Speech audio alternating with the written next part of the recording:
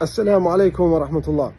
Bəzi qardaşlar yazıblar ki, biriləri ortaya düşüb sənə şər böhtan atırlar, qara yaxtılarla gözdən salmağa çalışırlar. Nə deyə bilərsən? Baxın, daha öncə də demişəm, əziz qardaşlar, möhtərəm bacılar. Allah həmd olsun, mən möhtəşəm bir ailənin övladıyam. Möhtəşəm bir ata tərəfindən, igid, mərd bir ata tərəfindən gözəl tərbiyə olunmuşam. Elhamdülillah Rabbil Alemin. İxtisasım üzrə dünyanın ən möhtəşəm universitetlərində təhsil almışam. Allah həmd olsun, Allah sənələr olsun. Bu tənqidçilərə baxsanız, bunların səviyyəsinə baxsanız, siz o zaman fərq edərsiniz ki, mən niyə onlara əhəmiyyət vermirəm, niyə onları ciddiyə almıram? Mən niyə küçə uşaqlarının səviyyəsinə düşməliyəm ki? Mən niyə kimdən olunduğu bilinməyənlərin səviyyəsinə düşməliyəm ki? Niyə namərdlərin, qorxaqların səviyyəsinə düşməliyəm ki? Allah Teala elhamdülillah məni kişi olaraq yaradıb, məni müsəlman olaraq yaradıb.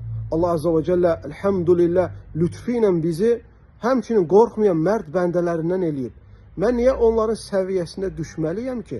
Mən elhamdülillah müsəlman olaraq, həmçinin bir kişi olaraq, həmçinin bir elm tələbəsi olaraq hər kəsə açıq, hər kəslə üz-üzə, hər zamanda və məkanda gəlməyə hazır olduğumu həmişə demişəm.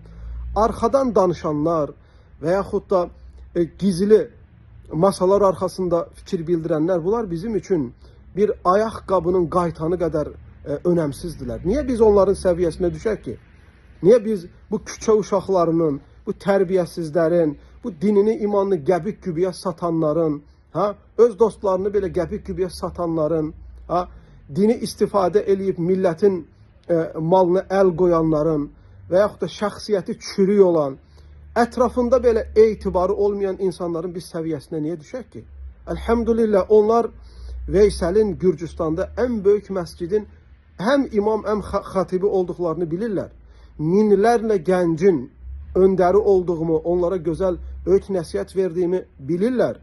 Və mən yaşadığım bölgənin, Gürcüstanın şərqi, xüsusən də yaşadığım rayon, dövlət səviyyəsində, ölkə üzrə cinayətdə ən az olan, ən əmin amanlığın bol olduğu yer olduğunu bilirlər. Mən olduğum yerdə elhamdülillah nə təkfirçilərin, nə zəlalət əhlinin və yaxud da cinayətçilərin, narkomanların, pis insanların olmadığı və ən düşük səviyyədə olduğunu onlar bilirlər.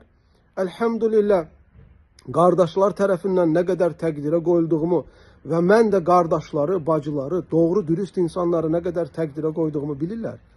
Bu onları yandırır, bu onları ərdir, külə çevirir. Bunu götürə bilmirlər. Ona görə əhəmiyyət verməyin. Onlar küçükləridir, itləridir, ürəyərlər və elhamdülillah Allahın mərd kişiləri yürüyüb gedərlər.